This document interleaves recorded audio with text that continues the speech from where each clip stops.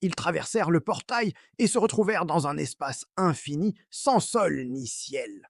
Des fragments de monde flottaient dans toutes les directions, des morceaux de forêts luxuriantes, des ruines d'anciennes cités majestueuses, des débris d'univers oubliés. Des rivières lumineuses serpentaient dans le vide, telles des veines cosmiques, tandis que des éclairs de ténèbres pures s'entrecroisaient à l'horizon comme des cicatrices dans la réalité elle-même. Paolo, les yeux écarquillés, murmura, complètement émerveillé par le spectacle. C'est magnifique. Il n'avait jamais rien vu de tel, un kaléidoscope de création et de destruction suspendu dans une éternité silencieuse. David, à côté de lui, ne partageait pas cet émerveillement. Il frissonna, une vague de malaise parcourant son corps. C'est surtout instable. Tout peut exploser à n'importe quel moment. Ses sens aiguisés percevaient les tensions, les fractures invisibles qui menaçaient de tout faire voler en éclats. Chaque fragment flottant semblait tenir par un fil précaire. Astraël, impassible, glissa ses doigts le long d'un courant d'énergie qui passait près d'eux, une cascade de lumière dorée. Le Nexus veille sur les mondes. Il est le cœur qui maintient l'équilibre entre toutes les réalités. Mais depuis la libération partielle de Voragon, il s'effondre lentement. Son énergie est corrompue, dévorée par l'ombre. Chaque jour qui passe, sa faiblesse s'accentue. À cet instant précis, comme pour illustrer ses paroles, une fissure gigantesque apparut dans le vide, un déchirement violent de l'espace-temps. Elle s'ouvrit avec un silence assourdissant avant d'avaler un énorme fragment de montagne flottante qui disparut sans laisser de traces. Paolo s'écria « Paniquez! On doit faire vite! Le temps nous est compté !» Ils avancèrent alors dans ce paysage fracturé, un labyrinthe de possibilités et de dangers. L'écho, l'artefact qu'il portait, vibrait de plus en plus fort entre les mains de Paolo comme une boussole vivante, guidée par une force invisible vers le cœur même de ce chaos. Mais il n'était maintenant pas seul. Une ombre dissimulée derrière un fragment de temple en ruine les observait attentivement. Une ombre qui respirait, patiente et menaçante. Le groupe se frayait un chemin entre les débris cosmiques, sautant d'un îlot flottant à un autre. La gravité semblait être une suggestion plutôt qu'une loi dans ce lieu. Parfois, ils devaient escalader des pans de murs de châteaux renversés ou traverser des rivières d'étoiles liquides qui scintillaient comme des diamants. L'écho pulsait maintenant d'une lueur bleue intense, éclairant leur chemin. Paolo sentait sa chaleur se répandre dans sa main. « Il nous guide, dit-il, la voix remplie d'une confiance nouvelle. Je sens sa destination. C'est comme une chanson que seul moi peux entendre. » David restait sur ses gardes, son regard balayant constamment les alentours. Il n'aimait pas cette sensation d'être exposé. Il y a quelque chose, ou quelqu'un qui nous suit. Je le sens. Mes instincts ne me trompent pas jamais. Astrel hocha la tête, son visage serein mais ses yeux vigilants. Voragon a ses serviteurs partout, l'ombre s'étend bien au-delà de ce que vous pouvez imaginer. Ils ne nous laisseront pas atteindre le cœur du Nexus sans se battre. Ils atteignirent une plateforme plus large, les vestiges d'une place de marché d'une civilisation disparue. Au centre, une fontaine de cristal pétrifié continuait de briller d'une lumière intérieure. « C'est ici que le chemin se divise », annonça Astrael en montrant deux courants d'énergie distincts qui s'éloignaient dans des directions opposées. L'un mène vers le noyau stabilisateur, la source de la puissance du Nexus, l'autre vers la prison de Voragon. Paolo sentit l'écho tirer sa main avec force vers l'un des courants, celui qui menait au noyau. « C'est par là. Je suis sûr !» Mais David sentit un danger bien plus immédiat venant de l'autre direction. « Si nous laissons la prison sans surveillance, qui sait ce qui pourrait s'en échapper ?»« Nous devrions nous séparer. C'est trop risqué, » protesta Paolo. « Nous sommes plus forts ensemble. Se séparer, c'est exactement ce que notre ennemi voudrait. » Astrael intervint, sa voix calme tranchant leur désaccord. « Paolo a raison. L'unité reste notre plus grande force. Mais David a également raison sur le danger. Je vais aller inspecter la prison. Vous deux, continuez vers le noyau.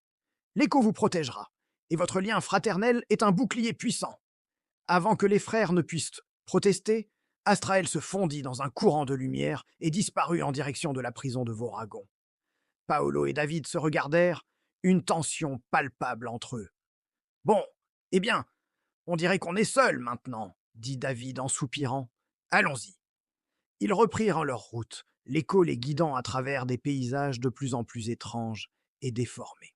Ils passèrent à côté d'une forêt où les arbres chantaient une mélodie triste et d'un océan suspendu à l'envers, où des créatures de lumière nageaient paresseusement. Pendant ce temps, l'ombre qui les suivait se rapprochait. C'était une créature humanoïde, entièrement faite de ténèbres mouvantes, avec des yeux qui brûlaient comme des charbons ardents.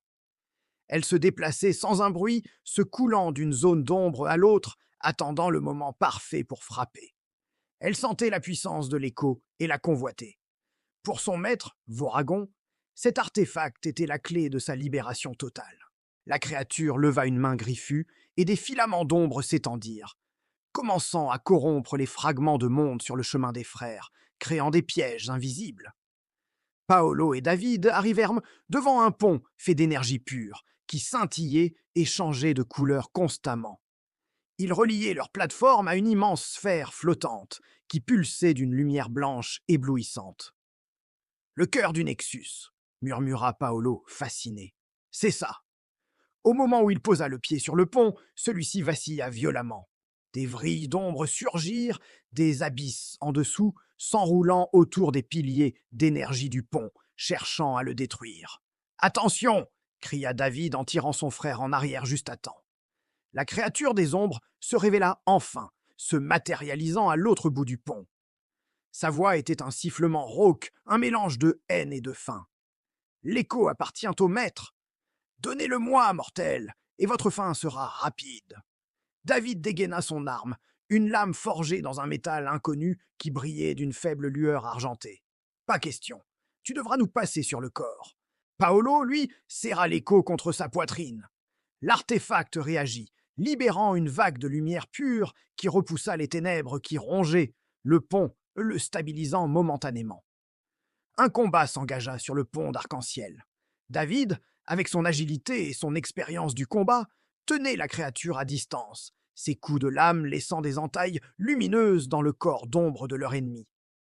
Mais la créature se régénérait instantanément. Paolo, de son côté, concentrait toute son énergie sur l'écho, essayant de comprendre comment utiliser son pouvoir pour vaincre cet adversaire. Il sentit l'artefact lui parler, non pas avec des mots, mais avec des images, des sensations. Il lui montrait la nature de la créature, une entité de pure obscurité, sans substance propre, une simple extension de la volonté de Voragon. Pour la vaincre, il ne fallait pas la frapper, mais la priver de son ancre dans ce monde, la couper de sa source. « Paolo, j'ai besoin d'une ouverture !» cria David, qui commençait à fatiguer, repoussant une attaque particulièrement violente. « Maintenant !» hurla Paolo en retour. Il leva l'écho qui projeta un faisceau de lumière aveuglante, non pas sur la créature, mais sur le point d'ancrage du pont derrière elle. La lumière frappa, et l'énergie du pont se surchargea.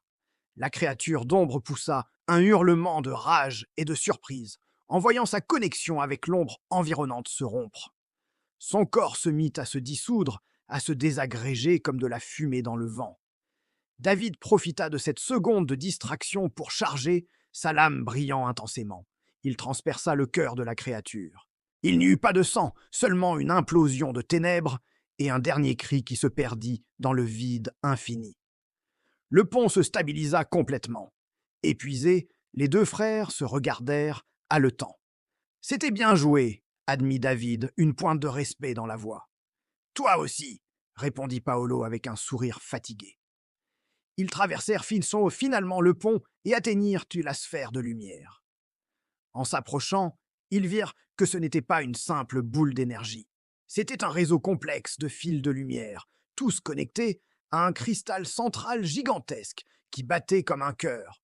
Le cœur du Nexus. Mais en y regardant de plus près, ils virent la corruption.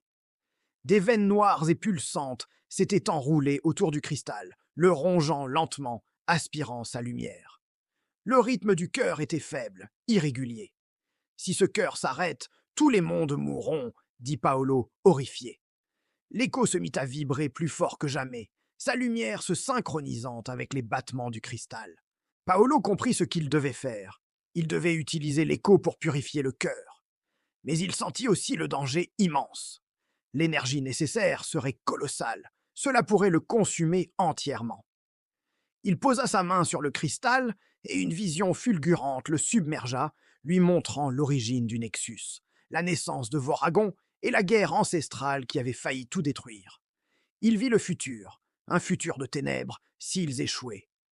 David posa une main sur son épaule.